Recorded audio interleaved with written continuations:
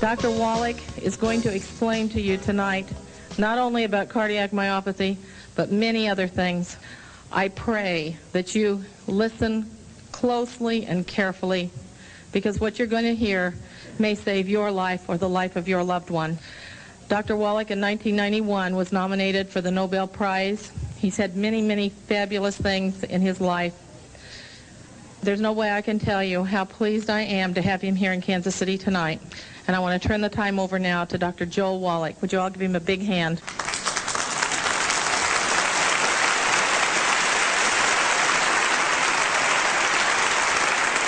How many of you grew up on a farm or still work a farm or have anything to do with livestock? Well, I'll tell you what, you're my kind of people, because I grew up on a farm in West St. Louis County back in the 50s. And we started out with beef calves. And if you raise livestock, the only way you can make money is if you raise a lot of your own feed, for those of you who don't have that experience. And so we raised our own corn, and we raised our own soybeans and our own hay. And we had a truck come out from the mill, and this truck would come out from the mill, and it would grind up the corn and the soybeans and the hay, and then we would add sacks of vitamins, minerals, trace minerals, and we'd make pellets out of it, and this is what we would feed the calves. And in 6 months' time, we'd ship them to market to be slaughtered, or we'd save back some of the best ones for ourselves, and we'd knock them in the head and eat them, put it bluntly. And it always fascinated me as a teenager that we did that for those calves, and in 6 months ship them off to be slaughtered, or we'd eat them. And we wanted to live to be 100 years of age without any aches and pains. And guess what? We didn't take any vitamins or minerals. And that bothered me. So I asked my dad, I'd say, hey, Pops, how come you do that for those calves, you don't do that for us? And he'd give me this good old Missouri farm wisdom. He'd say things like, shut up, boy. You're getting this farm fresh food, and we hope you appreciate it. And, of course, I was very quiet then because I didn't want to miss out on any meals. Well, then when I went to school, I went to the University of Missouri, the School of Agriculture, and I got my degree in agriculture. And it was very interesting to me that I got my major in animal husbandry and nutrition. My minor was in field crops and soils, and then I got into veterinary school. As a freshman veterinary student, I learned the answer to my question. And the answer is this: we know how to prevent and cure diseases in animals with nutrition. And the reason why we do that is because we don't have major medical, we don't have hospitalization, Blue Cross Blue Shield, we don't have Medicare, we don't have Hillary to watch out for us. If you're going to make money as a farmer, you better know how to do stuff yourself, and you better do it efficiently with feed and nutrition if you can. Well, to make a long story short, after I got out of veterinary school, I went to Africa for 2 years, and I was able to fulfill a boyhood dream. I was able to be a Frank Buck for 2 years and work with Marlin Perkins. Many of you will remember him from the Mutual of Omaha's Wild Kingdom, and he's a great gentleman. And after 2 years of working with elephants and rhino, people used to ask me, are you a small animal vet or a large animal vet? Well, I would tell them I'm an extra large animal vet because I worked with elephants and rhinos. Well, after 2 years, he sent me a telegram and said, would you come back to the St. Louis Zoo and work with us? We need a wildlife veterinarian at the zoo for a special project. We were given a $7.5 million grant from the National Institutes of Health, and what we need is a veterinarian who will do autopsies of animals that die of natural causes in the zoo. Well, I was just overjoyed to do that, and so I came back and did that. And, of course, I not only did autopsies for animals that died in the St. Louis Zoo, but the Brookfield Zoo in Chicago, the Bronx Zoo in New York, the National Zoo, the LA Zoo, and so forth. And my job, again, was to do autopsies of animals that died of natural causes in the zoo and look for a species of animals that was ultra-sensitive to pollution. This is because during the early 60s, we had just learned about pollution and ecological problems and disasters, and nobody quite knew what to do. And so I was supposed to find a species of animals that was extra sensitive to this and use them much like we did the canaries in the mine. You know, the old Welsh coal miners used to put a canary in a little wicker cage and take it down in the mine, and if methane gas or carbon monoxide would leak into the mine, the canary would drop off the perch and die first, and the men knew to get out before the mine blew up or they suffocated. Well, again, to make a long story short, over a period of some 12 years, I did 17,500 autopsies on over 454 species of animals. and 3,000 human beings who lived in close proximity to zoos. And the thing that I found out was this: every animal and every human being who dies of natural causes dies of a nutritional deficiency. And that fascinated me. It took me back to those calves. I said, gee, that's fascinating. Everybody's dying of nutritional deficiencies. And we could document this at autopsy, both chemically and biochemically and so forth, and things that you saw with the eye at the autopsy table. Well, that fascinated me. And I wrote 75 scientific articles. I wrote 8 multi-authored textbooks, and 1 textbook of my own costs $140 for medical students, and I'm sure the only thing they do is use them for door stops. And I couldn't get anybody excited. I was on 2020. I was on 1,700 newspapers. I was in magazines. I was in every new network TV that you can think of. And guess what? Couldn't get anybody excited back in the 60s about nutrition. So what I did was went back to school and became a physician to use everything I had learned in veterinary school about nutrition in my human patients. And to no surprise to me, it worked. I spent 12 years up in Portland, Oregon in general practice, and it was very fascinating. What I'm going to share with you tonight is what I learned over those 10, 12 years using nutrition with my human patients. And if you take home only 10%, it will save you an enormous amount of unnecessary misery. It will save you a gob of money, and those of you in Missouri know what that means. A gob means a lot. And will save you, and in fact, it will add on many healthful years to your life. Okay, it'll add many healthful years to your life. Well, you can't do this. You can't get these healthful years, and you can't have longevity. You can't live to your genetic potential just falling off a stump.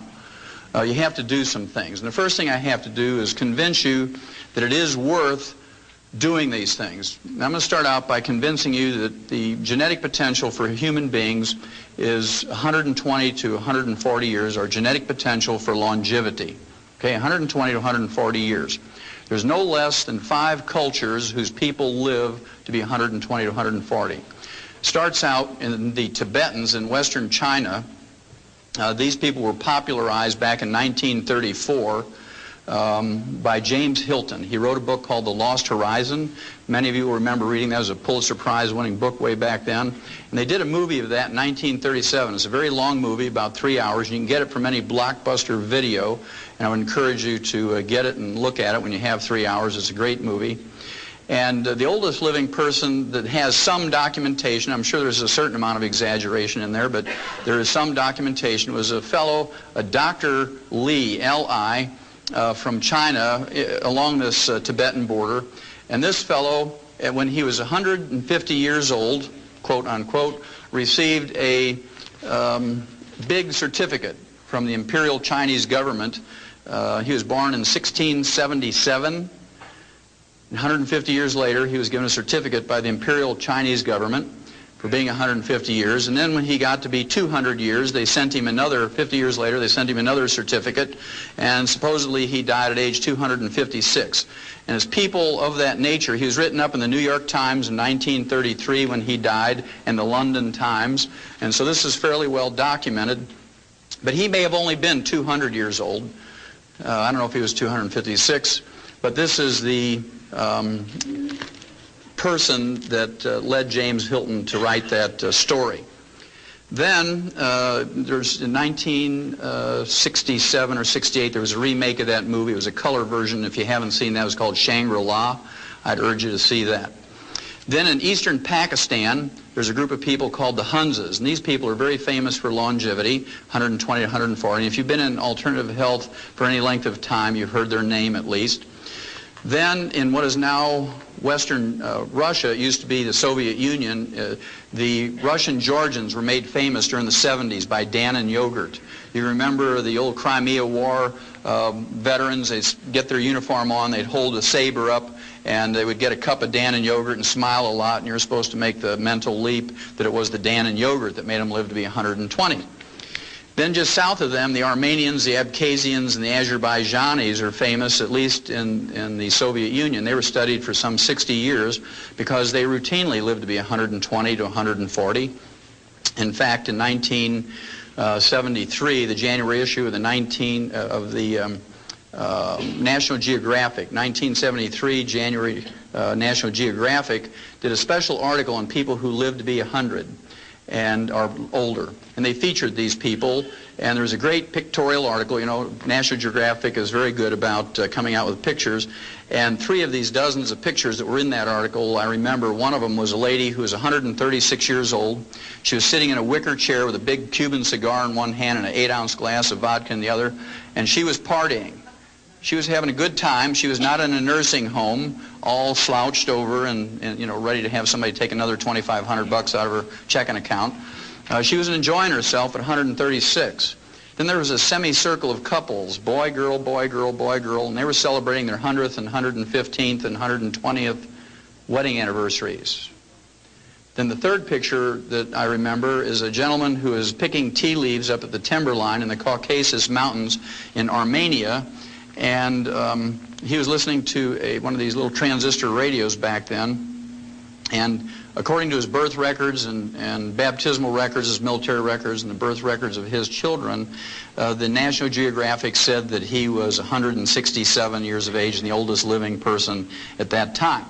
Well, in the Western Hemisphere, the Vilcabamba Indians in Ecuador are very famous. They live in the Andes. And then in southeastern Peru, my favorites, the Titicacas, I just like them because I like the name. They're sort of east of the Machu Picchu, the old community. The Titicacas live around Lake Titicaca. And of course, they're very famous for living to be 120 to 140. Well, in May 11th, just about a month ago, the oldest living American at this time and documented through the Guinness World Book of Records was Margaret Skeet. She was from Radford, Virginia. She died at age 115, and she died of a nutritional deficiency. You can tell that from her obituary. She died of the complications of a fall. What did she die from? Osteoporosis. Very good.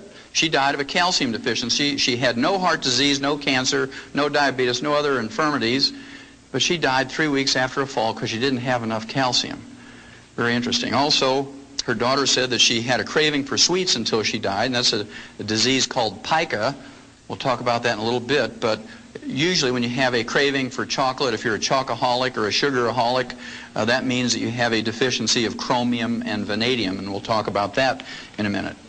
Then in a third world country, in Niger, in Africa, a chief by the name of Bauer, at age 126, was eulogized by one of his wives. So I assume it was plural, it had many wives. And she was bragging about him at his death at age 126. He was still in possession of all his own teeth. Okay, so you assume that other faculties are working too. Then here's a gentleman from Syria at age 133. He died in July of 1993, and he was in the Guinness World Book of Records, not because he was 133. There's been many people who live longer than that. Not because he remarried for the 4th time at age 80, but because he fathered 9 children after the age of 80. And this meant if you add up 9 months for each child and a year for breastfeeding for each one and a year between each one of the children, he was still fathering children after age of 100, and that's what got him into the Guinness World Book of Records. So there's still hope for you fellas. Then those of you who like science, in November of 1993, those 6 Biospirians came out of that dome in Arizona. They were in there for 2 years, 3 couples. And they were supposed to eat the perfect food and recycle the atmosphere and grow their own food and whatnot and have no pollution in their water or air or food. And when they came out, they were examined by medical gerontologists from UCLA, University of California at Los Angeles, and they put all this information, their physical and their blood work and so forth, into the medical computers at UCLA. And the medical computers said that, and projected that they could live to be 165 years old if they continued to do what they were doing. So all of that just says to you that there's a possibility you can live to be 120 to 140. And when I grew up on the farm, we could grow 200 bushels of corn per acre, and with all the labor and all the fertilizer and everything else you did, you could make a profit if you grew 200 bushels per acre. But if you only got 100 bushels per acre and put out that same effort and the same fertilizer cost, you'd lose money. And so I want you to think about it. The average lifespan for an American today is 75.5. The average lifespan for an MD or a doctor is 58. You want to gain 20 years statistically, just don't go to medical school. If you want to live to be 120 to 140, there's only two basic things. It's real simple, two things to remember. Number one, you have to avoid the pitfalls. You have to not step on the landmines, I call it. And those of you in the military, you know what that means. You do something stupid like step on one of those things, you kill yourself wastefully or unnecessarily. And of course, if you play Russian roulette or smoke excessively or drink excessively or wear a black sweatsuit and run down the middle of the highway at 2 o'clock in the morning, you're going to get struck by a car.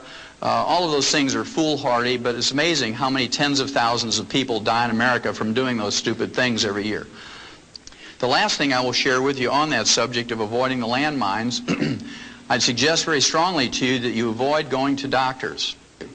And I'm going to back up that statement, which is a pretty strong statement, with a statement from Ralph Nader's group in January of 1993, just about a year and a half ago, January 13th. He put out a news release based on a 3-year study on the causes of death in American hospitals, and it was a 1,500-page report, this 3-year study, and I'm not going to waste your time or mine by going over the whole thing word for word, but the bottom line says a lot. The bottom line says a lot. And here it is, quote, this is from Ralph Nader now. He's a consumer advocate, for those of you who don't know him, who watches out for us. Quote, 300,000 Americans are killed each year in hospitals alone as a result of medical negligence, unquote. I'm going to read that figure again because it's a huge figure. Quote, 300,000 Americans are killed each year in hospitals alone as a result of medical negligence, unquote. Now, he didn't say slipped away quietly out of neglect in a corner somewhere while they're waiting for an x-ray. He used the word killed. When you use the word killed, that means there was a procedure the doctor was doing went wrong somehow.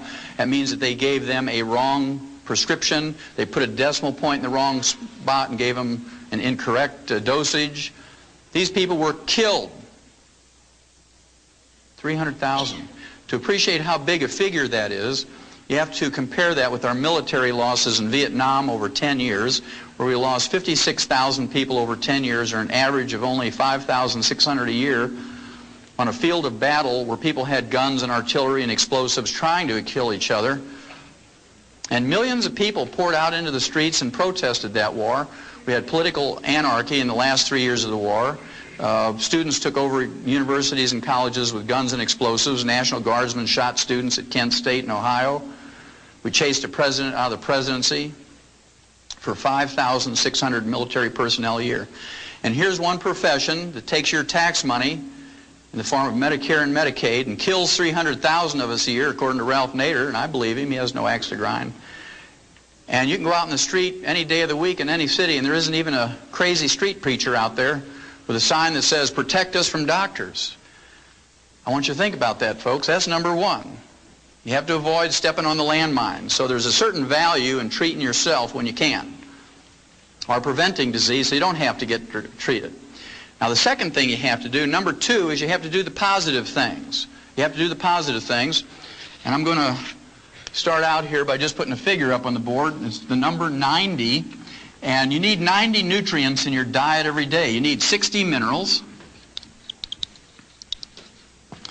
You need 16 vitamins. You need 12 essential amino acids or protein building blocks, and you need 3 essential fatty acids. You need 90 nutrients in your daily diet. Otherwise, you're going to get a deficiency disease if you don't have them in complete numbers and optimal amounts. Well, I can tell you that I was one of those nerds back when I was in college. I had a clipboard. We didn't have computers back then. So I had a clipboard, and I was one of those funny guys with glasses and would walk up and down in the student union there in Columbia and say, do you take vitamins and minerals? I was still fascinated by that. And of course, people would kind of look at you crazy and say, well, yeah, I take vitamin E.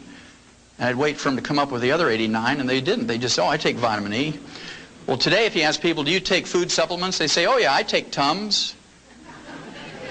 Because that's what, they hear all the time. Well, again, you need 90 nutrients if you're going to make it. But the newspapers know, and the magazines and TV and radio knows that we're interested in health and longevity and supplements. So they all talk to us, not because the medical profession has asked them to do that in their stead. The medical profession doesn't say, hey, we're so busy saving people with surgery and chemotherapy and radiation and pharmaceuticals, would you please educate the people on nutrition? They do it because it sells newspapers. Well, my favorite article of all time appeared in Time magazine, April 6, 1992. And if you haven't read it, I'd urge you to get it out of a school library or public library and photocopy it. Stick one copy on the door in the bathroom and one on the refrigerator. It's a cover article. It says, the real power of vitamins. New research shows they may help fight cancer, heart disease, and the ravages of aging. Again, there's 6 positive pages in here. There's only 1 negative sentence, and it was issued by a medical doctor who was asked by the writer of the article, what do you think about vitamins and minerals for people as food supplements? And here's what the doctor said, quote, popping vitamins doesn't do you any good, sniffs Dr. Victor Herbert, a professor of medicine at New York City's Mount Sinai Medical School. We get all the vitamins we need in our diets, and taking supplements just gives you expensive urine, unquote. Well, to give you a Missouri translation of that, that means you're just peeing away your dollars if you take vitamins and minerals. You might as well wad up your dollars and throw them in the toilet and flush them away, because you're not getting any redeeming value from it. Those quacks are just taking your money for those vitamins and minerals.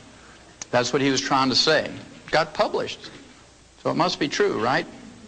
Well, I'll tell you what, after having done those 17,500 autopsies in 454 species of animals from around the world and in 3,000 humans, and liking to be healthy myself and having children and grandchildren and the not too distant future great-grandchildren, I'd rather pee out 50 cents or $1 a day worth of excess vitamins and minerals. It's pretty cheap insurance, because if you don't invest in yourself to the tune of $1 a day for vitamins and minerals, guess what? You're going to invest in the lifestyle of an MD somewhere, because when you pay the medical doctor your fee for going to see him, not 1 penny of that goes to study how to diagnose or treat or prevent a catastrophic disease in a little child, like who was in here earlier, or how to prevent or diagnose or treat better breast cancer or prostate cancer in adults. Guess what that money goes for? It pays the doctor's mortgage, makes his Mercedes payment. It pays the tuition for his kids to go to medical school at Harvard. You know where Harvard is? Up in Boston. Pays the tuition for his kids to go to law school at Yale. I believe because we've made doctors wealthy. Between 1776 and the Second World War, the U.S. government spent $80 million on health care and health care research and studies. Right now we're at $1.2 trillion a year for health care. And it's free. We all know it's free, right? I like that lady. She says, like heck. It's not free, but we're supposed to believe it's free, and everybody wants more of it and more free stuff. Well, I'll tell you what, if we used a human-type medical system for the agricultural industry and the livestock, your hamburger would cost $275 a pound. On the other hand, if you use the agricultural health system that we use in animals for humans, your monthly insurance premiums for a family of 5 would be $10 a month. You take your choice. Well, I believe, since we've made them wealthy through insurance programs and government subsidies, I believe they owe us something. I believe they owe us at least as much as the industries do, according to, for instance, recall notices. This was started, of course, I don't know, 25 years ago when Ralph Nader learned that the Ford Motor Company had made a Pinto car with a rear-end gas tank that would blow up when you got hit from behind at 20 miles an hour, fry everybody in the car. And when people complained to Ford Motor Company, they said, well, you're just dumb for getting in a car accident. We're not going to pay you for that. Well, Ralph Nader says, no, it's a faulty design. So he went to a federal court, and the judge agreed with him, and through a court order forced Ford Motor Company to send everybody a recall notice with a registered letter, bring that car in, and they'll fix it for nothing. But they kill 300,000 a year, and nobody protests as long as we get ours free. And that scares me, that attitude. At any rate, I've got a bunch of these recall notices you should have gotten over the last couple of years. We'll go through them quickly. Number 1 is ulcers. How many of you ever heard that ulcers is caused by stress? Okay, everybody's heard that. If you don't raise your hand, you got Alzheimer's or you're fibbing, right? Well, we knew 50 years ago in the veterinary industry that ulcers, at least in pigs, was caused by a bacteria called Helicobacter pylori. And, of course, we couldn't get one of these high-priced stomach surgeons from Mayo Clinic. In fact, we always used to yell, hold the Mayo, when they'd say stuff like that. And otherwise, your pork chops would be $275 a pound to pay for that kind of surgery. And we learned that with a trace mineral called bismuth and the tetracycline antibiotic that we could prevent and cure those stomach ulcers in pigs without surgery. And so that's what we did. It cost $5 to cure a pig of stomach ulcers with bismuth, the trace mineral, and tetracycline. Well, the National Institutes of Health now, not the National Enquirer, but the National Institutes of Health came out in February of this year, February 1994, and said ulcers are caused by a bacteria called Helicobacter pylori, not stress. And they can be cured. They actually use the cure word in this news release. Medical researchers never do that. They always say, shows promising results or may be beneficial. They use the cure word, National Institutes of Health, and they say can be cured with a combination of the trace mineral bismuth and tetracycline. Well, for those of you who don't know what bismuth comes in, you can get it from any grocery store or drugstore. It's pink, about $2.95 for an 8-ounce bottle, and it's called Pepto-Bismol. So a teaspoon a day full of Pepto-Bismol and some aureomycin calf scour pellets, you can take care of ulcers. Now you have your choice whether you're going to treat your own for $5 or go get whittled on. That's your choice. Then what's the number 2 cause of death in Americans? Terrible disease called cancer, right? Now when doctors get information on cancer, you'd think they'd photocopy that, and when they send you that bill, they should send you some photocopies of this stuff. Well, in September of 1993, the National Cancer Institute, not the National Enquirer, but the National Cancer Institute, and the Harvard Medical School up in Boston did a study on cancer patients, and they came out and they said an anti-cancer diet was found. Well, at any rate, they picked China to do this study because in one province, Henan province in China, they have the highest rate of cancer in the whole world. They took 29,000 people for 5 years in this study, and what they did was give them different vitamins and minerals at double the recommended daily allowance for Americans. Now that's a trivial amount. For instance, they used vitamin C for one group, and of course the RDA, or recommended daily allowance for vitamin C, is 60 milligrams. Double that's going to be 120 milligrams. You can't go into a health food store and find a vitamin C tablet or capsule for less than 500 milligrams for an adult. And of course, Linus Pauling, the gentleman with 2 Nobel Prizes, says if you want to prevent and treat cancer with vitamin C, you got to use 10,000 milligrams a day. Well, all the doctors who used to argue with him back 35 years ago are all dead. And today, Linus Pauling's still 94, and he works 14 hours a day, 7 days a week on his ranch in the Big Sur in California and teaches at the University of California, San Francisco. So you have to make up your choice whether you're going to listen to the dead doctors or Linus Pauling. Your choice. Okay, vitamin C, double the RDA, nothing happened. Vitamin A, double the RDA, nothing happened. Zinc, riboflavin, the trace mineral molybdenum, niacin, nothing happened. In one group, they got a major benefit. In this group, they got 3 nutrients at one time. They got vitamin E, they got beta-carotene, and the trace mineral selenium. Those 3 were at double the RDA. And if you get a 0.5% benefit in any nutritional or pharmaceutical experiment, you've made a major improvement in humanity's life. And so these articles get published. So I want you to remember that statistic. 0.5% is major benefit. Well, in this group that received the vitamin E, beta-carotene, and selenium for 5 years, deaths from all causes were reduced by 9%. Almost 10 out of every 100 or 1 out of every 10 who were going to die in that 5 years from any cause survived. Then cancers, all cancers, 13% survived who would have died without those 3 nutrients. So 13 out of 100 lived who would have died. And then the type of cancer that was most prevalent in Henan province, stomach and esophageal cancer, 21% lived who would have died. 21 out of 100 lived. Now to me those are significant numbers, and your physician, for the number 2 cause of death in America, should have sent every one of you a photocopy of that. At least giving you information. Even if he didn't want to give you the advice, give you the information, let you make up your own mind. Well, here's one I think is funny on one hand, and on the other side it tells you the attitude of physicians. This has to do with arthritis. It was in September 24th, 1993 that it was released. Again, it was from the Harvard Medical School and the Boston VA Hospital. How many of you in here have ever been to a VA hospital? Anybody in this room? Okay, good. Well, you know, the people who've been to a VA hospital, you have 2 opportunities to give your life for your country. Once on the field of battle, and the others in the VA hospital, right? Well, at any rate, the title of the release was Chicken Protein Halts the Swelling and Pain of Arthritis in a Patient Trial.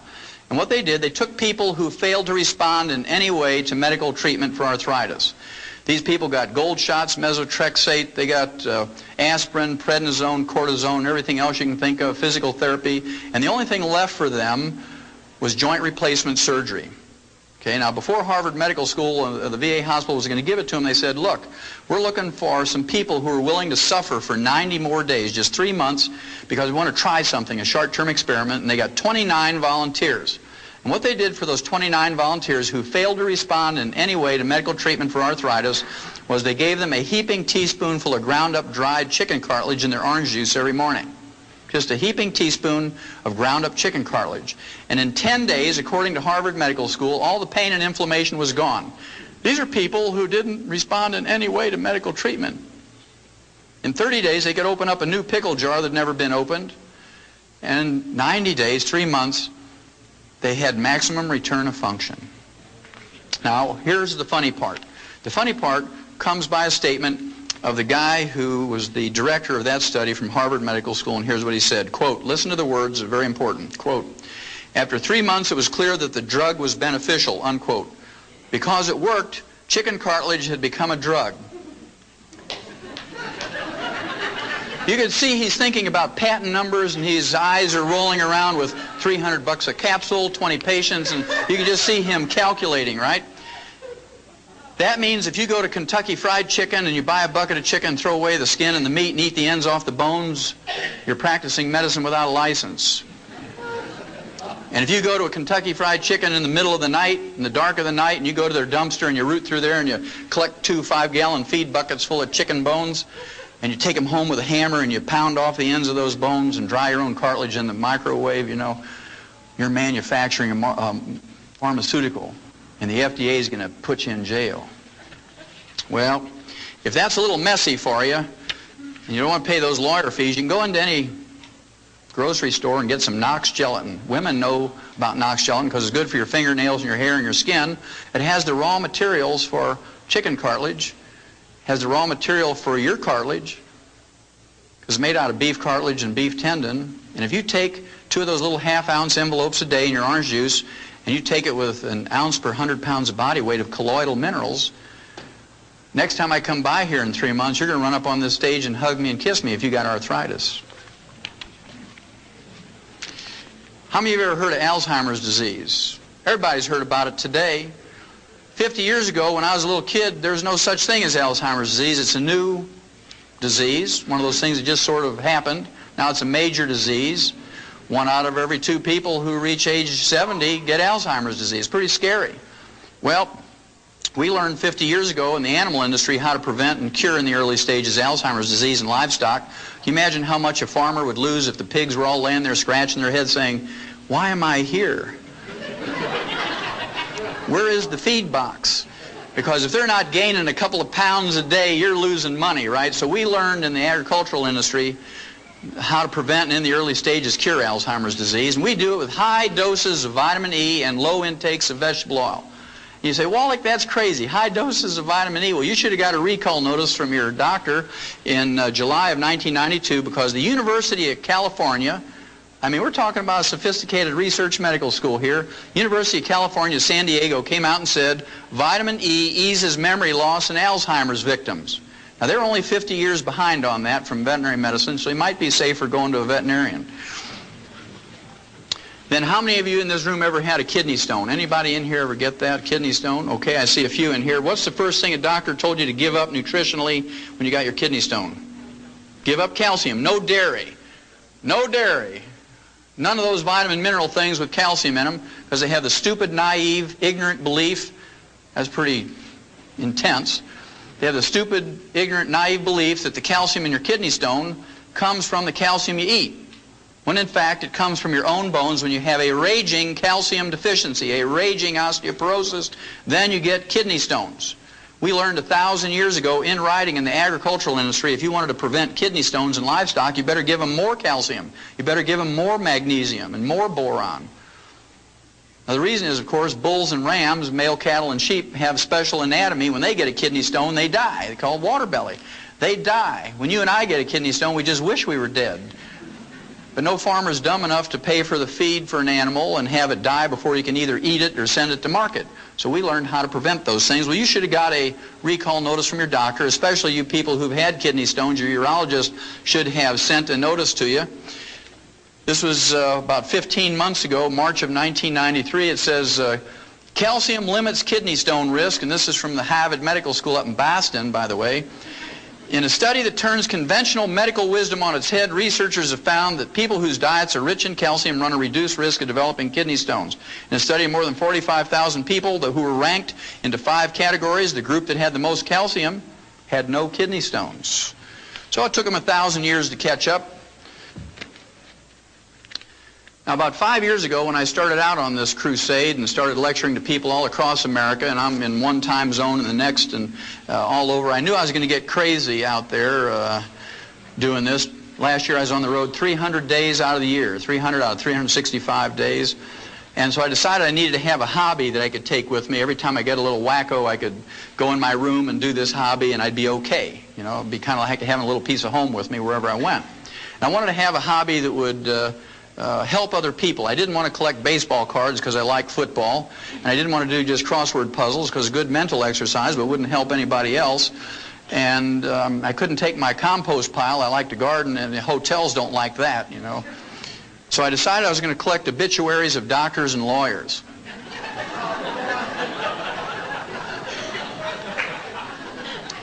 Now, as crazy as that sounds, remember I told you the doctors live to an average age of 58, and we live to 75.5.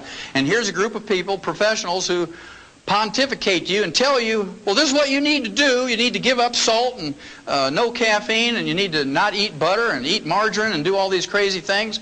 And they die at age 58 on the average. And, of course, all those people who live to be 120 to 140, they put a chunk of rock salt in their tea every day, and they drink 40 cups of tea a day, 40 chunks of rock salt, and they cook with butter instead of olive oil, and they live to be 120. So who are you going to believe, the people who live to be 58 or the people who live to be 120? It's your choice. Anyway, I got a few of them here, some of my favorites. This is Dr. Stuart Cartwright, age 38. He dropped dead in his home. He was a family practitioner of a ruptured aneurysm. That's a ballooning of an artery that's a weakened artery because of the fragmenting or the brittle condition of the elastic fibers in arteries. Just like when you hit a chuck hole with your car tire and you break the cords in there and you get a balloon. He dropped dead like he was poleaxed, okay, right in his home from a ruptured aortic aneurysm. Now, we learned in 57, aneurysms are caused by a copper deficiency. We had a pilot project, 250,000 turkeys, and we made complete food pellets where you put all the 90 nutrients in there. And in the first 13 weeks, fully half of those turkeys died. 125,000 of them. Farmers were out there every morning picking them up by the bushel basket. They took them to the state diagnostic labs, and they were autopsied, and they found out that they all had died from a ruptured aortic aneurysm. So they doubled the amount of copper in there, and the next year they tried to raise 500,000 turkeys, and they didn't lose a single turkey from a ruptured aortic aneurysm. And they ran that experiment in mice and rats and rabbits and dogs and cats and calves and sheep and pigs and whatnot, and guess what? They found out that there's a whole series of diseases that are caused by a copper deficiency. Gray hair is the first sign. When you start getting gray hair, regardless of your age, you got a copper deficiency. You get skin wrinkles because the elastic fibers in your skin are going. Those little crow's feet around your eyes and facial and body skin wrinkles. You look like you're a little prune drying up. Okay. Then, of course, there's the varicose veins. Varicose veins. That's caused by an elastic fiber breakdown. Then, of course, parts of your body begin to sag. Under your arms, your breasts, your bellies, your legs, all this stuff starts sagging. And you can go to a cosmetic surgeon or plastic surgeon if you want, but it's a lot cheaper and a lot more effective and a lot safer if you just take some copper. Okay, well, Dr. Cartwright may have had a medical degree, but he didn't have expensive urine, so he died of something that even a turkey wouldn't die from. Then here's one. This fellow, he was a doctor's doctor, Dr. Martin Carter. He almost made it. He died at age 57. He got his medical degree from Harvard Medical School and his PhD in medicine from Yale. And of course, he was autopsied by the best because he was a doctor's doctor. He said, quote, "The cause of death was a ruptured aortic aneurysm," said Dr. Jules Hirsch of the Rockefeller University Hospital, unquote. What did he die from? Copper deficiency. See, he didn't have expensive urine either. Then here's an attorney. She was so famous, she was from Detroit, age 44, Ellen Joyce Alter. She was in the New York Times obituary. She made the big time. And, of course, she probably had steel buns because she belonged to one of those private health clubs. All these gals want steel buns, you know, doing their little exercises. But she didn't have expensive urine because she died of a ruptured cerebral aneurysm. When they don't do an autopsy, the symptoms could be called a stroke or subdural hemorrhage, but very frequently they're caused by a ruptured aneurysm, which is a copper deficiency. She didn't have expensive urine. How many of you here have ever heard of a guy by the name of Stuart Berger? Stuart Berger. He wrote 5 best-selling books on health and diets and nutrition. He got his medical degree from Tufts Medical School, which is a very fine medical school in Boston, not too far away from Harvard Medical School. And the books he wrote included The Southampton Diet for Weight Loss. He wrote Forever Young, 20 Years Younger in 20 Weeks, and How to Be Your Own Nutritionist. And he died at age 40. How'd you like to follow his dietary practices? He died at age 40 of cardiomyopathy, which is a selenium deficiency. The same cause as white muscle disease or stiff lamb disease, and any farmer can go to a feed store and get selenium pellets or selenium injections, things like Celitoc and Bozy and so forth. And Dr. Stuart Berger, a guy who wrote 5 best-selling books on nutrition, died of a nutritional deficiency. He didn't have expensive urine. Now, you can totally prevent cardiomyopathy for 10 cents a day. And if we don't do it, we're malignant dumb, I like to call it. You're malignant dumb if you don't take in 10 cents a day worth of selenium. It's a waste of your life. That's one of those landmines you can avoid. The medical treatment of choice for cardiomyopathy is a heart transplant. It costs $750,000. I want you to think about that. They get the heart free from a donor. They get the blood free for the surgery from the relatives. They use $2.50 worth of suture material. And they charge us $750,000 for that procedure. Now, 6 months ago in L.A., when they had the earthquake, they were putting people in jail for 60 and 90 days for price gouging for selling these terrified people a gallon of water for $4. They put them in jail for price gouging for selling them a gallon of water for $4. Now, to me, that's entrepreneurialism. You know, that's being in business for yourself. If you had a way to distill water and make water, and you had a car and you could get in there and sell those people a gallon of water for $4, hey, more power to you. Because if you go to a 7-Eleven and buy a quart of Evian water, it's $1.29. So 4 of those quarts is $5.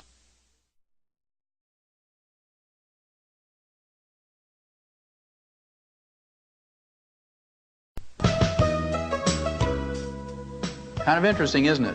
They said it was price gouging because those people were terrified. Well, talk about a person who needs a new heart. They're terrified. $750,000, we should put those doctors in jail.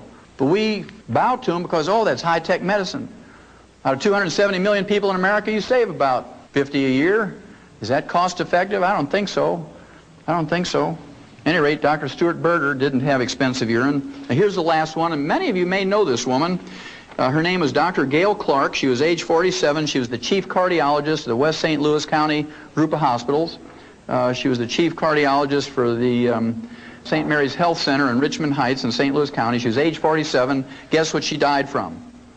Heart attack, a cardiomyopathy heart attack.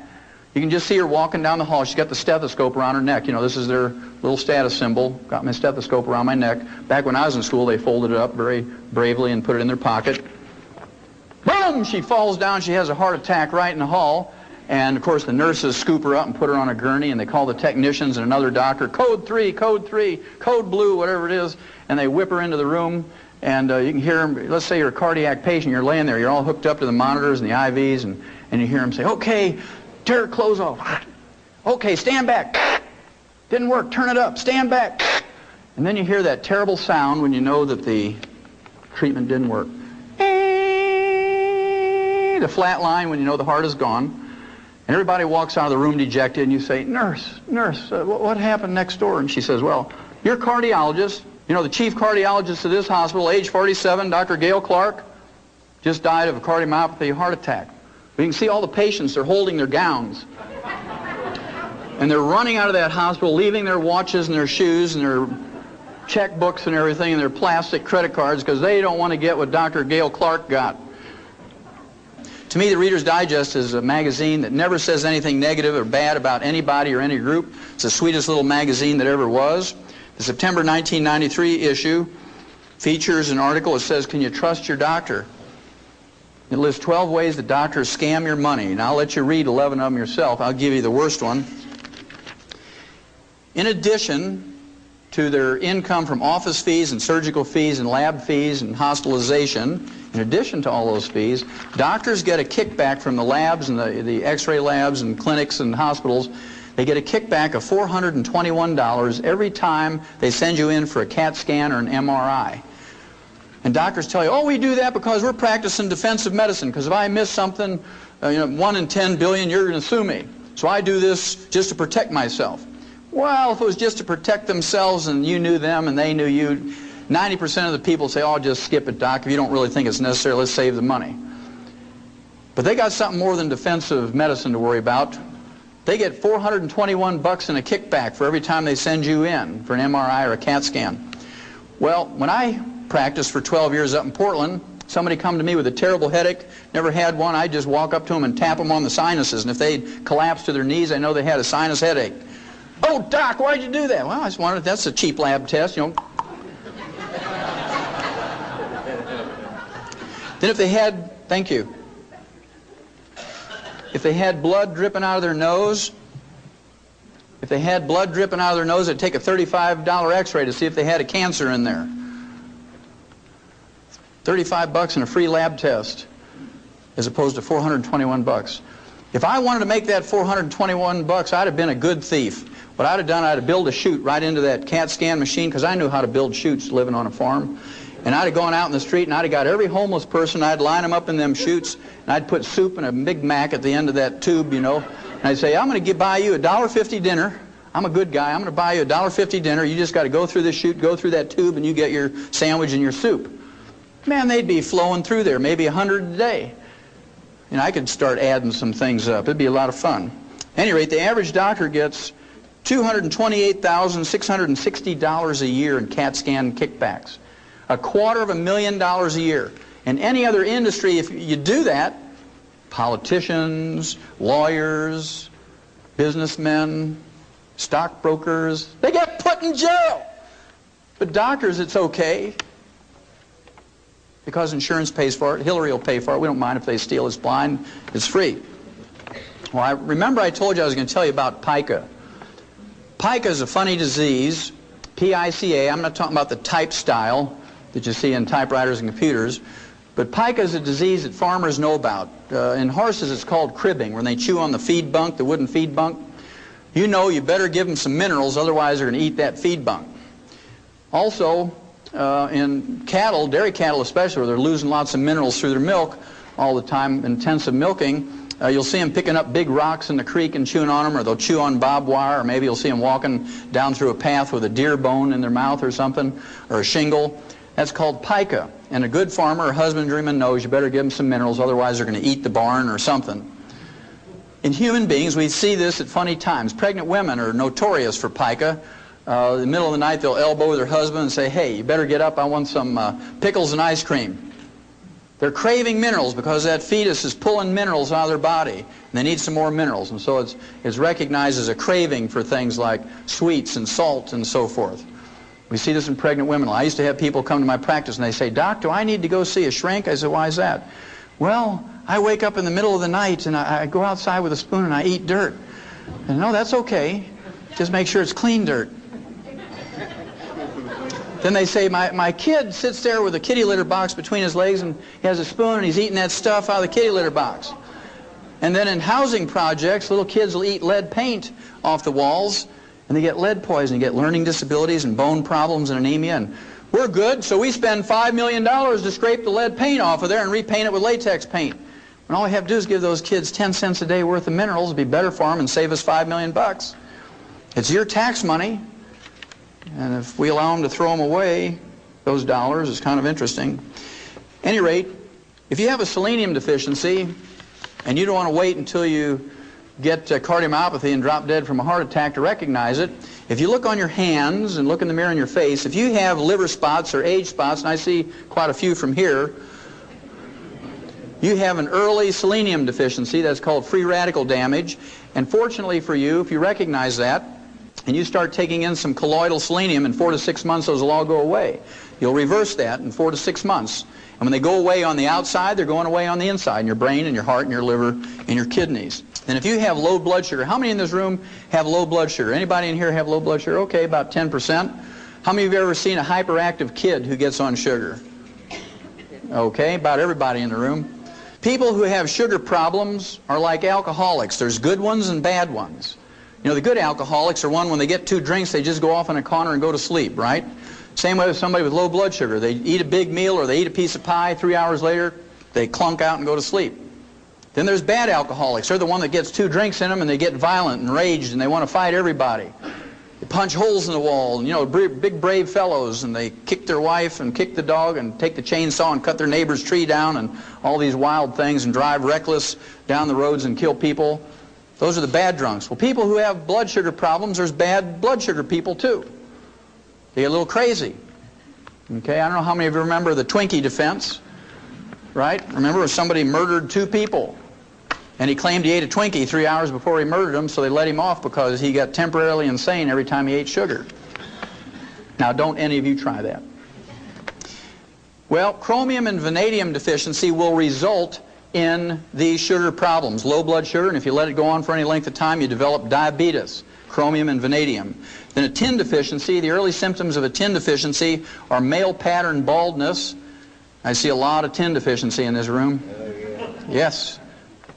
And if you let it go on for any length of time, you get deafness.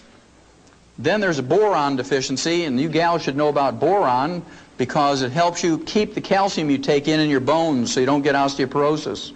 Boron. Also, it helps you make estrogen. It helps you fellas make testosterone. If you don't take in enough boron, you ladies are going to suffer miserably going through menopause. Okay, you're going to have all those terrible symptoms. You fellas don't get enough boron, can't make testosterone, you won't know whether to lead or follow on the dance floor. You're going to be confused. She's saying he's got a boron deficiency. Then in laboratory, oh, I should tell you too, we said this on the show today, those of you may not have heard it, some of you didn't hear the whole show.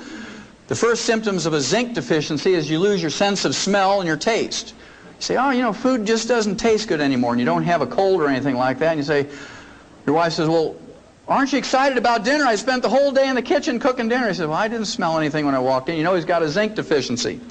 Well, in laboratory animals, there's some 7 rare earths. These rare earths are trace minerals you need in lesser amounts than you need trace minerals, and they actually double the lifespan of laboratory animals. They've not been proven in humans yet, but I'm not going to wait 500 years for doctors to approve it. They're still arguing over vitamin C and calcium, right? So I'm just going to do it. Didn't kill any laboratory animals, just doubles their life, and it's not a drug. These rare earths are called lanthanum, praseodymium, neodymium, samarium, europium, ytterbium, and thulium. There must be a reason why they're named after Old Testament cities. Well, remember I told you we needed 90 nutrients, we need 60 minerals, we need 16 vitamins, 12 essential amino acids, and 3 essential fatty acids. And of course, we're lucky in that plants as a group can make most vitamins, amino acids, and fatty acids. Plants can do that because they just take carbon out of the air and make carbon chains to make vitamins, amino acids, and fatty acids.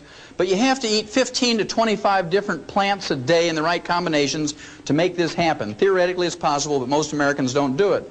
The average American thinks if they eat some potato buds out of a Betty Crocker box, they're eating a vegetable. Okay, so you got to be careful what you're considering a vegetable.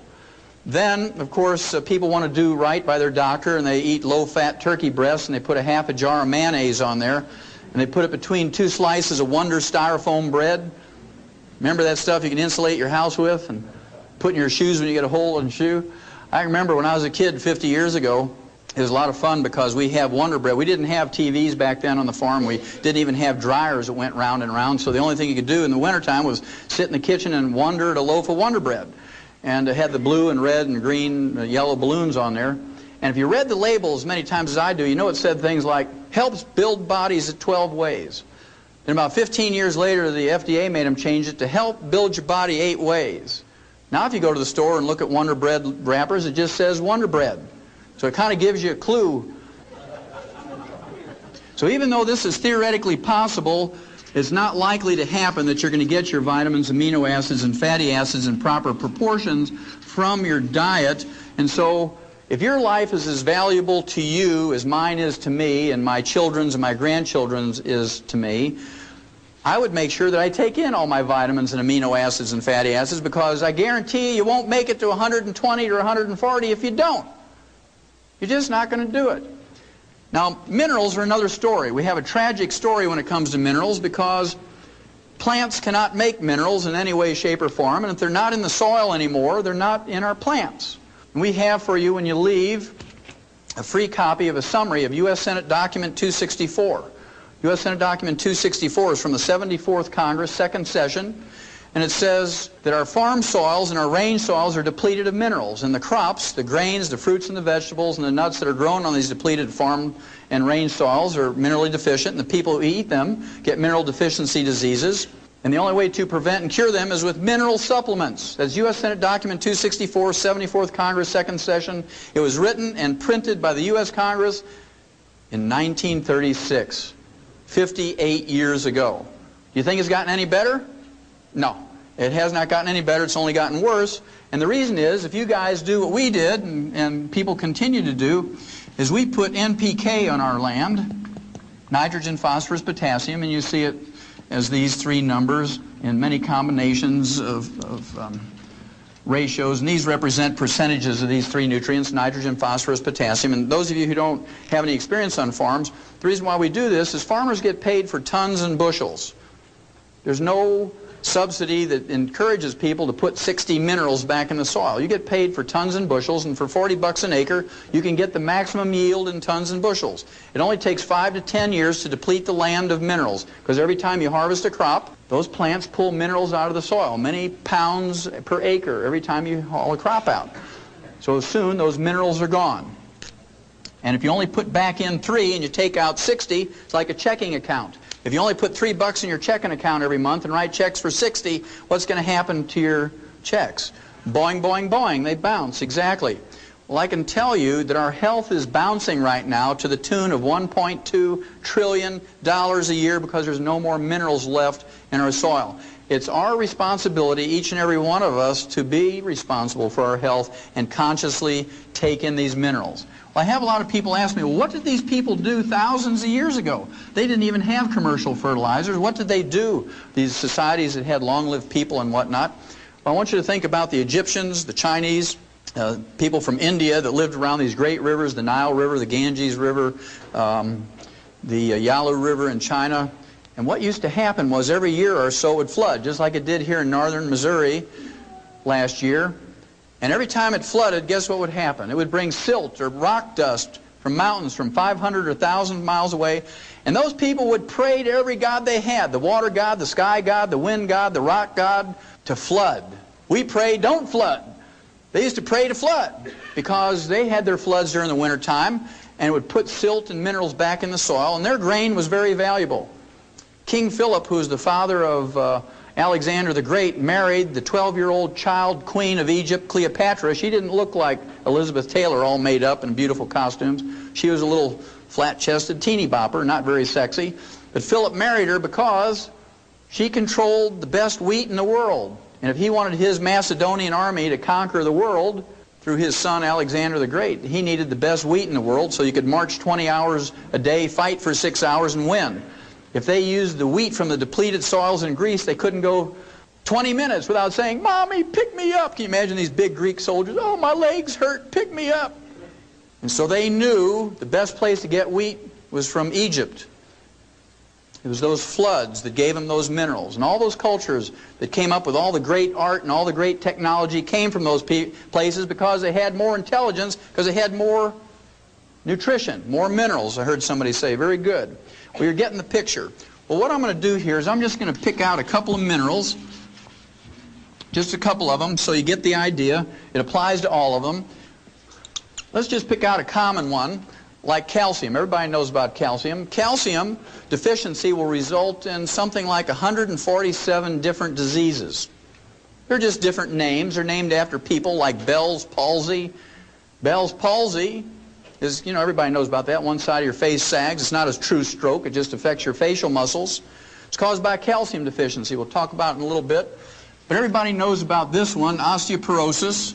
It's the number 10 killer of adults in the United States. It's very expensive. It costs you $35,000 each for each hip to replace. It's okay. It's free. Insurance or Medicare or Hillary will pay for it. It costs you $70,000 for both hips. As expensive as it is, and the number 10 killer, remember, Mrs. Skeets from Radford, Virginia, aged 115 years of age, she died of complications of a fall. We don't have osteoporosis in animals, and it's because of farmers we don't have osteoporosis in animals. It goes like this. You have a pasture with 100 cows in it, and this year you didn't have any calves, you can't repay your operating loan, you're in trouble. Right? Because you paid for the feed and the vet bill and mowed the pasture and fertilized and maintained the fence and fed the cows and all this, that, and the other. You don't have any calves, you can't pay back the operating loan and make any money. So you call the vet out and you say, do I get rid of these cows? What happened here? And he examines the cows. He says, nothing wrong with them. He says, let me look at the bull. And he says, aha, here's your problem. That bull has osteoporosis of both hips, can't breed the cows, didn't have any calves. He says, I'll tell you what, though. He says, you give me $70,000. He says, I'll put 2 new hips in that bull, and next year you'll have some calves. Well, the first thing that farmer says is, stand back, Doc. Boom! He blows that bull away with a deer rifle, and while the kids are grinding the bull up with a grinder and cutting roast and steaks off that bull, the farmer's chewing on a straw and saying, now, Doc, pushes Stetson up a little bit, and he says, you know, you know I wasn't going to pay you $70,000 for that old bull. He says, I can get a new bull every year for 70 years for that. He says, but every once in a while I get a bull that throws good calves. I'd like to keep them. Is there any way I can prevent that osteoporosis thing from happening to a good bull? He says, well, yeah. He says, if you'll give a bull calf 10 cents worth of calcium every day after he's weaned, he'll never get osteoporosis. The farmer says, no, wait a minute, Doc. You mean if I give that bull 10 cents a day worth of calcium from the time he's weaned, I can prevent a $70,000 disaster? He says, oh, yeah, it's that simple. He says, you mean all I have to do is give up a half a cup of coffee a day to do that? He says, yeah, that's it. He says, I choose that one. He says, I'll give up the half a cup of coffee. And that's what we have to think like, okay? Then there's receding gums. Dentists and periodontists will tell you that if you want to prevent and cure receding gums, you better floss and brush after every meal. If you believe that works, I have some oceanfront property in Montana to sell you. If you all know your geography, you know that doesn't work. Now, as a veterinarian, I've seen hundreds of thousands of animals of all kinds: mice, rats, rabbits, dogs, cats, sheep, pigs, horses, lions, and tigers, and bears, and they don't get receding gums. And they don't floss. Now, they do get funky breath, but they don't get receding gums. Well, if you want to smell something, you just let a camel breathe on you, boy. Well, the reason we don't have receding gums in livestock is because we've dealt with the osteoporosis problem. Receding gums is not a deficiency of flossing. It's, in fact, osteoporosis of the jaw bones and of the facial bones. So if you have gingivitis or receding gums, you have advanced osteoporosis. Those bones around your teeth are melting away little bit by little bit every day. And if you take your teeth out at night and put them in a glass next to your bed and that fizzy stuff, you have major advanced osteoporosis because all your bone has melted away. Okay? Then there's arthritis. We talked about that a little bit earlier. Remember the chicken cartilage or the Knox gelatin? 85% of all arthritis is caused by osteoporosis of the joint ends of the bones. You're talking about degenerative arthritis, osteoarthritis, sciatica, lumbago, rheumatism, all those sorts of things. They're caused by osteoporosis of the joint ends of the bones. I want you to think about something for a minute. If you don't take a pain reliever or an anti-inflammatory for that arthritis, let's say you get arthritis of the hips, you're going to kind of favor that a little bit, aren't you? You're going to get a cane or a walker or crutches. You're going to favor it, and so you don't put any weight on it. I want you to think about that for just a second, because then I want you to think about driving your tractor in a field, or you're driving a Mercedes down the highway, either one, doesn't matter, whichever you love more. And let's say you didn't put the nut on that oil pan real tight and all the oil drained out. And that light on the dashboard comes on and says, I'm getting hot, you better give me some oil. And that light irritates you.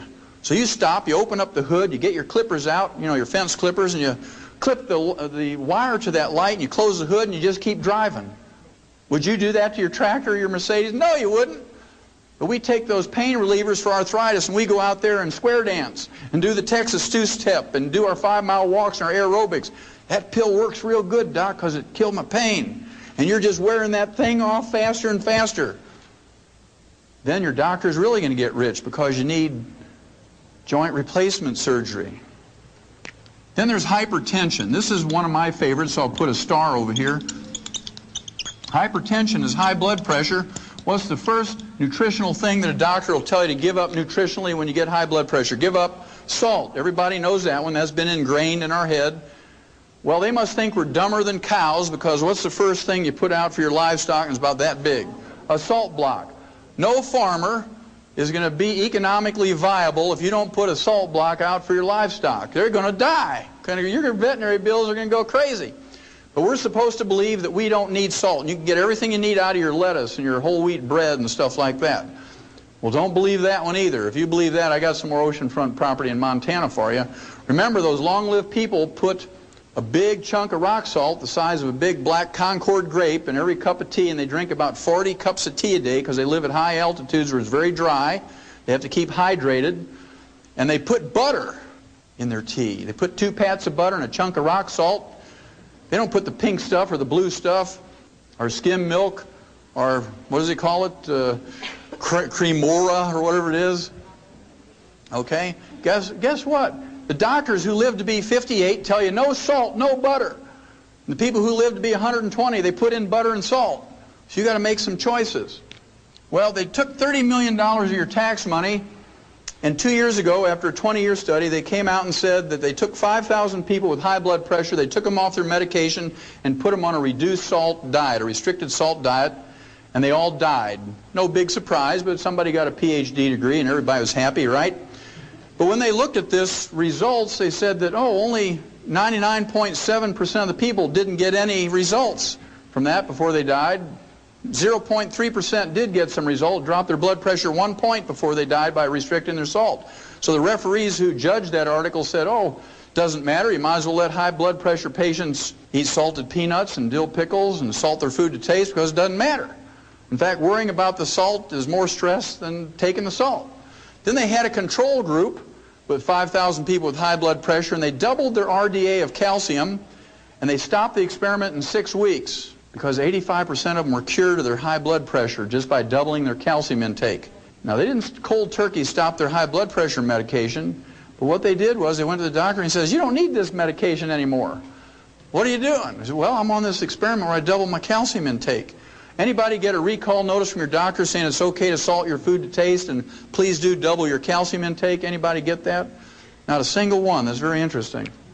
Then, of course, there's insomnia. That's where you roll around all night and you wake up in the morning, you're more tired when you went to bed. That's insomnia. Of course, doctors have 2 treatments for that. They have Halcyon, which is a sleeping pill, and they have barbiturates. And they kill about 10,000 people a year with overdoses of those things, but that's okay. It's a prescription and they're watching out for us. And remember George Bush, when he went to Japan, they gave him some Halcyon so he could sleep on the way to Japan because of the time difference. And when he woke up, one of the side effects of Halcyon is nausea and vomiting. I don't know how you say it in Japanese, but it was very dramatic on world TV, right? Not very presidential. Blah! And so I'm sure that's why he lost the election, because he puked over that Japanese ambassador.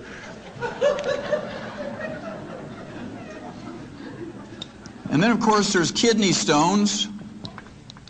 And then there's bone spurs, heel spurs, and calcium deposits. Again, physicians will tell you the first thing to give up nutritionally is calcium and dairy, because they have this foolish belief, the stupid belief, the ignorant belief that the calcium in kidney stones, bone spurs, heel spurs, and calcium deposits come from your diet, when instead it only comes from your bones when you have a raging osteoporosis. And when you get these things, you need more calcium, not less. Then there's cramps and twitches. You wake up in the middle of the night and your foot is all cramped up around your neck and you say, Lord, take me from the knee down. I'm not going to make it till morning. We've all experienced that. That's very common. Then there's PMS, premenstrual syndrome.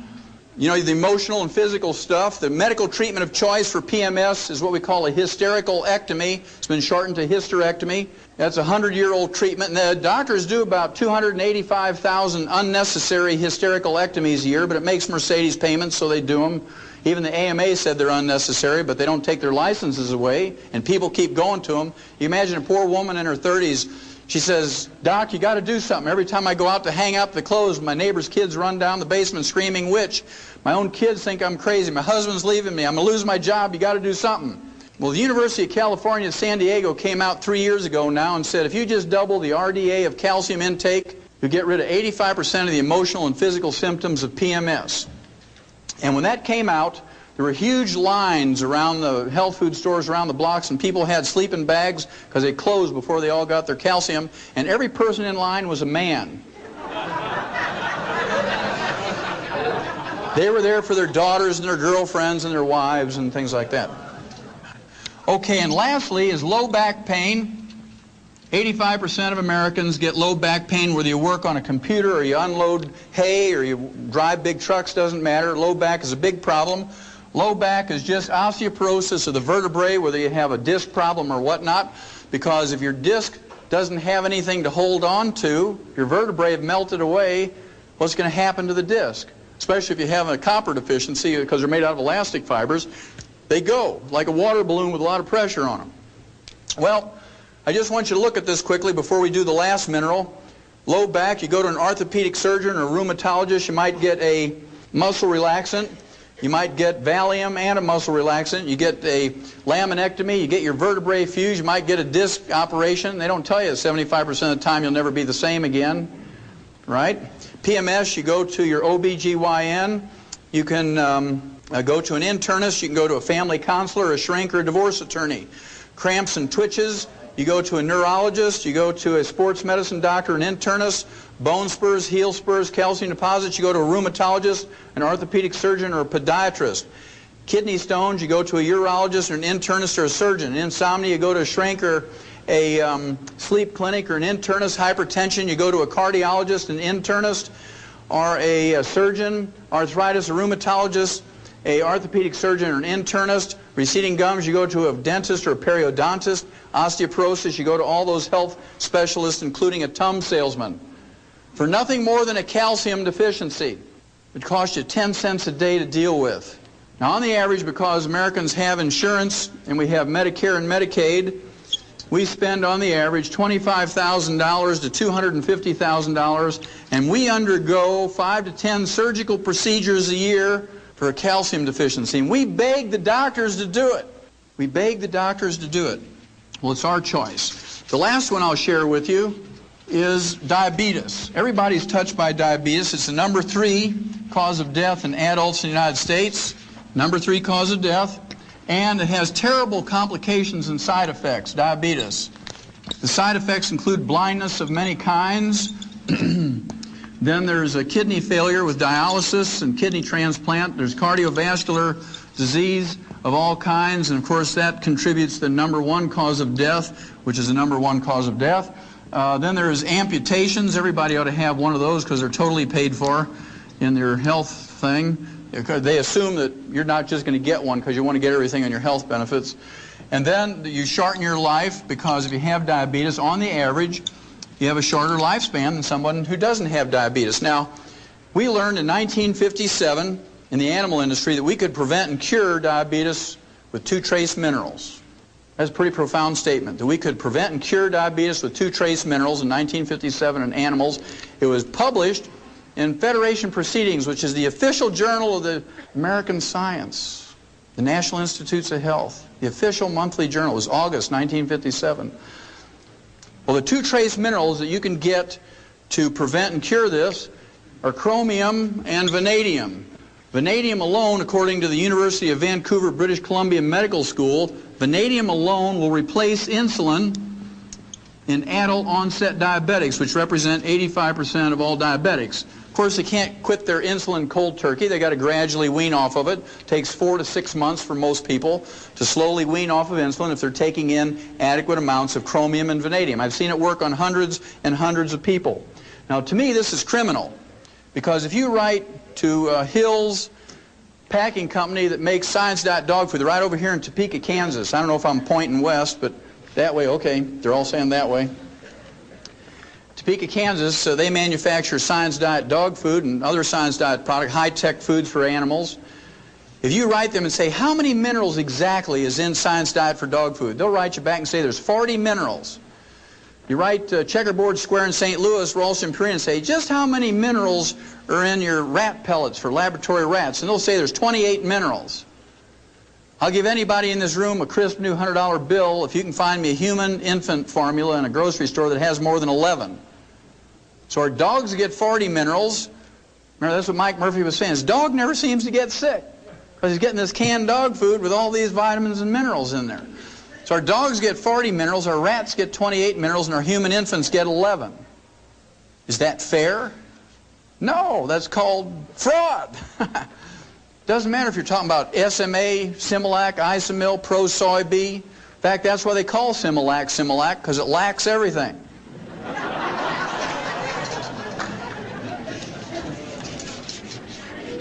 Okay, if I've convinced you that you have to consciously take in all the minerals yourself, that you can't depend on your food, and certainly you can't depend on anything that's boxed or packaged or bottled, there's 3 types of minerals that you have to be concerned about. One is metallic minerals, and metallic minerals are essentially ground up rocks. Metallic minerals are things like oyster shell, egg shell, dolomite, limestone, calcium carbonate, clays of various kinds, Mount Marulanite clay, seabed minerals. They're Tums. They're only 8 to 12% absorbable. When you reach age 35 to 40, it drops down to 3 to 5%. And I have to tell you a story here. Some of you heard this on the show today. I ran into a guy at a meeting like this up at Grand Rapids, Michigan, and this fellow owns a porta potty business. You know, that's that green or blue colored outhouse. Man, if we'd only had one of those back when I was a kid. We had these ones with splinters, you know, in the wood. At any rate, he said, I see something that describes that in my porta potty business. I said, what's that? He says, well, when we take those things back to the shop to clean them out with a pressure hose, he says, we put a 1/4-inch grid underneath them because kids throw rocks and sticks and toys in there, and if we don't put a grid there, it blocks up the sewer system. It costs us thousands of dollars to fix it. He says, every time we clean one of those out, we find hundreds of vitamin tablets. I said, well, how do you know they're vitamin tablets? He says, well, it's really easy. He says, right on the coating it says Theragram M, 1 a day Centrum. He says, come here. And he takes me out in the back of the shop, and there's this literal mountain of all these vitamin pills he got out of his porta potties. And that's because you can't absorb metallic minerals. If you read the labels on those multiples, they say your iron comes in the form of iron oxide. What is iron oxide? Rust. You might as well just go out to an old railroad track and take your butter knife and scrape some of that rust off and lick it, and you're going to get your iron supplement. Well, that's what they're giving you.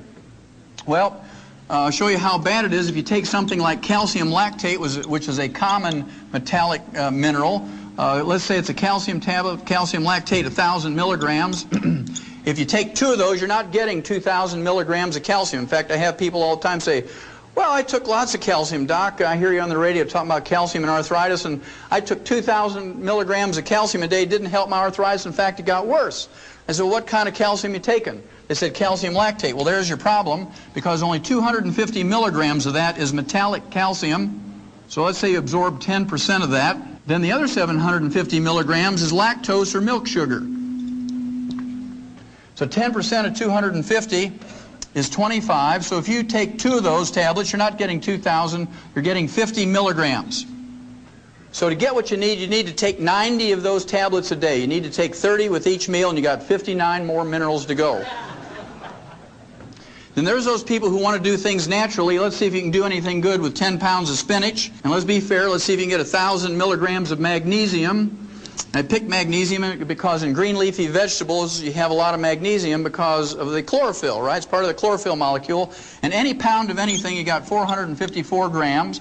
In 10 pounds of spinach, you got 4,540 grams, of which most of that, 97%, is water. And let's say you have 1 gram of chlorophyll in that 10 pounds of spinach. There's 50 milligrams of magnesium. You got to divide that into the 1,000 you want. You get a factor of 20, which you multiply times the 10. You have to eat 200 pounds of spinach. You got 58 more minerals to go. Okay, so you got to be a pretty big person to accomplish all this. Even as big as I am, you can't get it done. So I prefer to supplement rather than do those things. Then, of course, during the 60s, the agricultural industry came up with chelated minerals. Chelated minerals, because farmers aren't dumb enough to pay for $1 of something that goes into an animal's mouth and have 99 cents come out in the manure. So I have to really thank farmers for being that clever. And chelated minerals are just metallic minerals with an amino acid or protein or enzyme wrapped around the metal atom and increase the absorbability to 40%. Then the health food industry jumped on that right away because it was a major improvement in absorbability of minerals. The most efficient way to absorb minerals is the colloidal form. Colloidal minerals are 98% absorbable, 2.5 times more available than chelated minerals and 10 times more available than metallic minerals. And they're very interesting. They're liquid. They can only be liquid.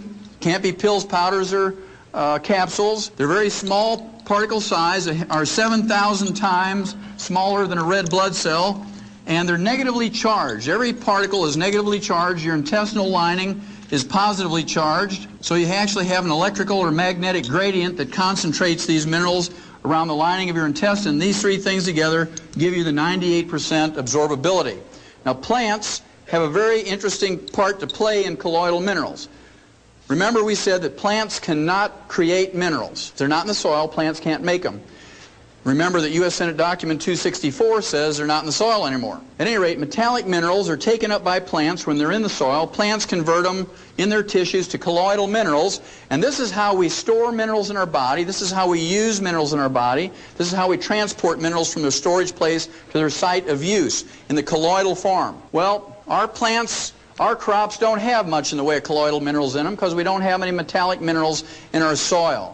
Is this important? Well, yeah. These long-lived cultures who live to be 120 to 140, they have certain common denominators. They all live in high mountain villages that are above 8,500 to 14,000 feet in elevation. They all have less than 2 inches of precipitation a year. They don't have any rain. They don't have any snow. They don't have any dew. Okay? Very, very dry places. And guess what? They get all their drinking water and all their irrigation water for their crops from what we call glacial milk. Glaciers in every one of those communities grind up the parent rock of those mountains about 4 inches a year. There's more than 60 to 72 minerals in each one of those places. The water that comes out from underneath those glaciers is not clear like Perrier or Evian water or Poland water or geyser water. You take a glass full of it up and hold it up, it looks like Jersey milk. I mean, it is either yellow, white, or white, blue. It looks like milk and is called in Titicaca, see, I got to say it again, in Titicaca or Tibet, they all call it glacial milk because it looks like milk. And not only have they consumed it, drunk it, and got 8 to 12% until they were 35 to 40, then 3 to 5% absorption for 2,500 to 5,000 years, depending on the culture. More importantly, they have irrigated with it year after year, crop after crop, generation after generation for 2,500 to 5,000 years.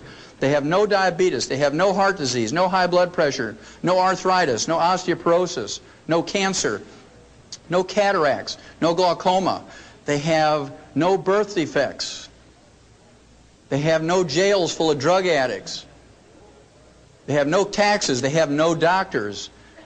Yet they live to be 120 to 140 without disease. Are these colloidal minerals important? You bet your life they're important. And every time you don't take them in every day, you're chopping off a few hours or a few days of your life. Okay, now most people are not going to go to Hunza or Tibet or Titicaca because we don't have Kenmore kitchens there or even Saturn cars or TV changers, channel changers or electricity. They don't have insulated houses. They don't have central heating or air conditioning. But what they do have is colloidal minerals. This is Dr. Wallach with a final message. Information gives you the ability to make decisions with confidence. I hope you've enjoyed my message. By giving your body the proper raw materials every day, you'll be taking the necessary steps in living healthier and living longer. Make the decision to take control of your personal health and longevity program today. Colloidal minerals are not like antibiotics. You don't get a prescription which you use for 10 days and then you're done. Your prescription for colloidal minerals should only expire when your need for oxygen expires. You need to supplement your diet with the 90 essential nutrients each and every day of your life. Millions of people have heard my message all across the world and have now decided to make the consumption of colloidal minerals a daily ritual. Just as there are many manufacturers of aspirin, there are now many manufacturers of vitamins and mineral supplements. Be sure to get your liquid colloidal minerals derived only from the very best organic plant source deposits. Colloidal minerals are the mineral source our bodies were designed to use, not ground up rocks. Since you will most likely be supplementing your diet each and every day, don't get caught paying retail prices. My daddy always said, why pay retail when you can buy wholesale? One of my trusted colleagues will show you how to purchase the highest quality products wholesale so you can save gobs of money off the retail price each year.